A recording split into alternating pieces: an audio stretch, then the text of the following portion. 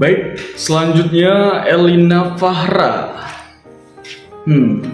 Saya sudah baca CV kamu dan saya lihat kamu cukup kompeten bagi perusahaan saya nantinya. Tapi saya ingin mengobrol langsung dengan kamu. Dan saya harap kamu bisa menjawab pertanyaan yang akan saya berikan.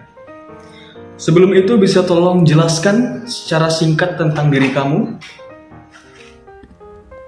Baik, selamat siang Pak. Perkenalkan, nama saya Elina Farah Azari. Saya memiliki latar belakang pendidikan sebagai S1 Business Creation, di mana fokus utama saya adalah mempelajari tentang akar-akar dalam menjalankan sebuah bisnis, seperti karakteristik dan minat masyarakat, preferensi masyarakat dalam konten pemasaran, cara efektif untuk menarik perhatian masyarakat, khususnya melalui media sosial, serta penerapan teknologi digital dalam bisnis, terutama di bidang pemasaran. Saya senang sekali Pak karena telah mendapat kesempatan untuk menjelaskan lebih detail tentang diri saya dalam interview ini. Saya sangat berharap dapat bergabung di perusahaan Bapak sebagai social media specialist dan memberikan kontribusi terbaik saya demi kemajuan perusahaan. Baik, saya lihat di CV bahwa kamu punya banyak sekali keahlian dan salah satunya adalah decision making. Saya ingin tahu, jika kamu dihadapi dengan situasi sulit saat menghadapi pekerjaan, bagaimana cara kamu mengatasi hal tersebut? Saya pernah mendapatkan tugas sulit ketika magang di mana saya diharuskan membuat proyek survei data dalam waktu yang sangat singkat. Dalam proyek tersebut, saya merupakan ketua kelompok sehingga saya harus membuat rencana yang terperinci bersama anggota tim yang lain. Dikarenakan waktu yang singkat, kami langsung membuat daftar terkait kegiatan apa yang harus difokuskan setiap harinya agar mengerti skala prioritas, dan kami juga review kegiatan tersebut secara berkala. Proyek tersebut berhasil karena adanya rencana terperinci sebelumnya sehingga kami dapat menyelesaikan tepat waktu dan dengan hasil yang memuaskan. Baik. Jika kamu ingin bekerja di perusahaan saya, maka kamu harus siap dengan yang namanya perubahan. Bisa kamu ceritakan apa yang akan kamu lakukan saat harus menghadapi situasi adanya perubahan rencana di saat-saat terakhir berdasarkan pengalaman yang kamu miliki? Ketika terjadi perubahan rencana di saat terakhir, saya bertindak dengan cepat dan fleksibel untuk mendalami rencana baru yang ada, sehingga tidak akan terjadi hal-hal yang tidak diinginkan. Selain itu, saya akan merasionalkan perubahan baru tersebut, memilah informasi, dan menjadikan perubahan yang ada sebagai peluang bukan penghambat. Dengan adanya perubahan rencana di saat-saat terakhir tentunya akan membuat saya keluar dari zona nyaman, mengubah pola pikir, dan beradaptasi dengan cara yang konstruktif. Menurut kamu, nilai apa yang harus dimiliki oleh seorang pemimpin? Dan bagaimana cara kamu mengupayakan untuk mendapatkan nilai-nilai tersebut? Saya percaya bahwa seorang pemimpin yang hebat tidak hanya memberi perintah, namun juga mengawasi, membimbing, dan bekerja sama dengan tim mereka. Seorang pemimpin yang baik tahu bagaimana cara memfasilitasi seperti memimpin rapat dan membagikan tugas, tetapi mereka juga tahu cara bekerja sama dan dapat memposisikan diri sebagai anggota tim. Saya mencoba mewujudkan nilai-nilai ini dengan mengambil bagian aktif dalam proyek tim saya saat ini. Saya mencoba untuk lebih memahami kelebihan, kekurangan, dan karakter masing-masing anggota tim saya. Saya berupaya untuk menciptakan suasana yang kondusif dan harmonis bagi seluruh anggota tim saya. Saya juga berusaha untuk bersikap seadil mungkin, terutama dalam pembagian tugas. Saya tidak akan menugaskan kepada mereka apapun tugas yang saya sendiri tidak ingin lakukan. Oke. Kamu tahu di perusahaan saya bukan cuma saya saja yang ada di dalamnya. Ada banyak anggota tim dan karyawan saya. Nah, jika kamu bekerja di sebuah tim untuk mengerjakan sebuah proyek, bagaimana cara kamu memotivasi tim kamu? Saya sadar bahwa hampir semua orang, bahkan ketika mereka mencintai pekerjaan mereka, ingin diperhatikan dan diapresiasi atas pekerjaan yang mereka lakukan. Saya akan berusaha untuk mengakui dan mengapresiasi kontribusi dari anggota tim saya sesering mungkin, baik secara pribadi melalui email informal maupun secara publik dalam rapat tim atau pertemuan staf. Saya juga akan mendorong anggota tim saya untuk saling menjaga dan membantu satu sama lain. Pengalaman saya selama bekerja dalam tim telah mengajarkan pada saya bahwa pentingnya inisiatif, koneksi, dan koordinasi antar anggota dalam sebuah tim untuk menghasilkan output yang maksimal. Baik. Di awal tadi kamu mention tentang prioritas, skala prioritas. Bisa kamu jelaskan apa yang akan kamu lakukan jika nanti bekerja, kamu harus menyelesaikan beberapa tugas dan proyek sekaligus, dan bagaimana cara kamu memprioritaskan hal tersebut? Saya sadar bahwa dalam dunia kerja saya akan dihadapkan dengan berbagai situasi.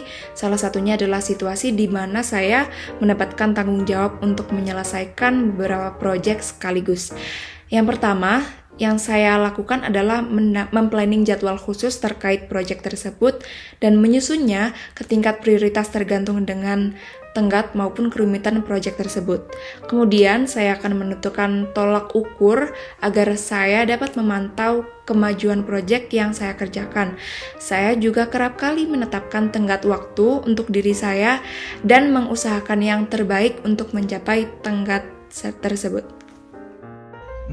Oke. Pertanyaan selanjutnya, ketika kamu merencanakan sesuatu, menurut kamu mana yang lebih penting? Menentukan tujuan di awal atau mengejar hasilnya? Saya percaya bahwa dengan menentukan tujuan awal lebih penting dibandingkan mengejar hasil, karena ketika saya menetapkan tujuan awal itu akan membantu saya dalam mencapai hasil yang memuaskan.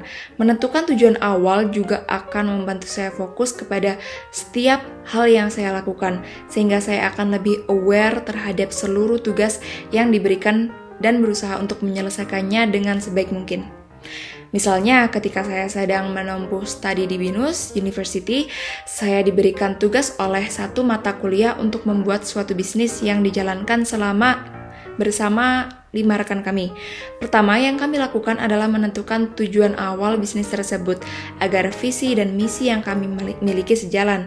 Kemudian kami akan merencanakan strategi maupun perencanaan guna mencapai visi misi yang sudah ditentukan tersebut. Baik, selanjutnya, bisakah kamu berikan contoh kepada saya ketika ada seseorang yang mencoba untuk memanfaatkanmu? Bagaimana reaksimu? Apa yang akan kamu lakukan? Pada hari itu, saya mendapat proyek bersama anggota divisi lain terkait metode marketing baru. Kemudian kami membahas apa saja yang perlu dipersiapkan, serta membagi tugas sesuai divisi. 5 hari kemudian, bagian saya sudah selesai bersama 2 rekan divisi lain. Tiba-tiba ada salah satu rekan divisi lain yang mengetahui proyek ini, dan besoknya dia mengklaim bahwa proyek tersebut merupakan hasil kerja sendiri. Menurut dia, dengan melakukan hal tersebut pasti mendapatkan kenaikan jabatan, dan tidak lama kemudian dia naik jabatan dari hasil klaim proyek rekan lain. Mengetahui hal tersebut, saya tidak akan mau bekerja sama dengan dia karena pada akhirnya saya yang kesusahan sendiri. Baik, sebelum menuju ke pertanyaan terakhir, bisakah kamu jelaskan situasi yang membuatmu sangat marah dan bagaimana reaksimu? Situasi ini terjadi saat bekerja di perusahaan sebelumnya dan masih menjadi social media specialist. Di perusahaan itu, saya tidak bekerja sendiri, melainkan bekerja bersama tim yang berisi 5 orang, dan saya diberi kepercayaan menjadi ketua tim. Teknisnya, kami mendapat proyek terkait produk baru yang akan di-launch, dan kami diberi waktu selama 1 minggu untuk menyelesaikan proyek tersebut. Akhirnya, kami telah menyelesaikan proyek ini tepat waktu, tetapi ada salah satu anggota tim yang tidak memberikan hasil kerjanya kepada kami. Hal itu membuat kami sangat marah, dan saya memutuskan untuk memberikan peringatan terakhir agar tidak mengulangi lagi, dengan harapan dapat berubah menjadi lebih baik lagi. Oke, kita ke pertanyaan terakhir sebelum saya putuskan apakah kamu layak untuk bekerja di sini, yaitu mengapa kami harus mempekerjakan kamu sebagai social media spesialis di perusahaan saya. Bisa tolong jelaskan?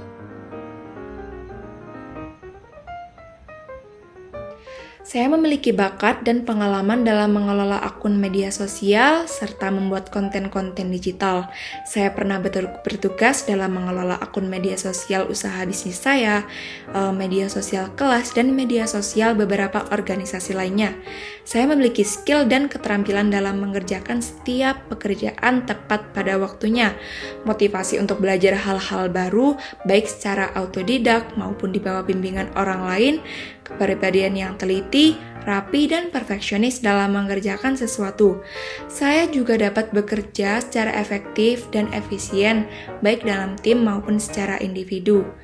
Nah, selain itu, saya merasa skill, pengetahuan, dan pengalaman yang saya miliki sebagai S1 Business Creation sangat sesuai dengan kebutuhan posisi social media specialist di perusahaan Bapak, sehingga dapat mendukung kebutuhan perusahaan Bapak serta membantu perusahaan Bapak untuk semakin berkembang dan mencapai tujuannya. Baik, Elina Fahra. Dari beberapa pertanyaan yang saya berikan, kamu cukup membuat saya takjub dan cukup meyakinkan saya bahwa kamu layak untuk bekerja di perusahaan saya. Keputusannya akan saya kirimkan lewat email, jadi kamu pastikan untuk terus lihat email kamu. Dan selamat siang.